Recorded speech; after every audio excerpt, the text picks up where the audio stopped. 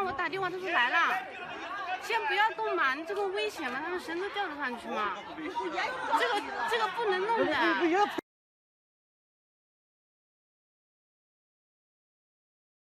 后来抬头一看，那个5楼上面挂了一个人。当时你们肯定老紧张的，我在那边站在那边都在抖，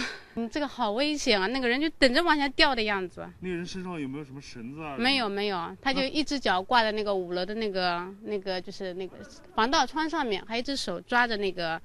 上面一个三脚架，就仅靠这么一点。对。反正就是昏沉一声，这以为是那个下那个垃圾，就是往下掉的时候，后来看见有一个人的脚是有人挂在上面的，我也这吓了一跳，我先不知道是人挂在里面。哎，不要弄自己，不要弄绳，这个绳你给绳儿不行啊！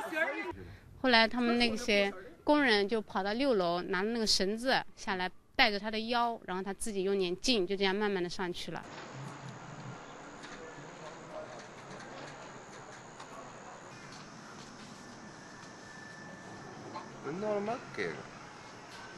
我认为他最多也只能坚持1-2分钟的时间，如果再晚的话，人就要掉下来了。所以当时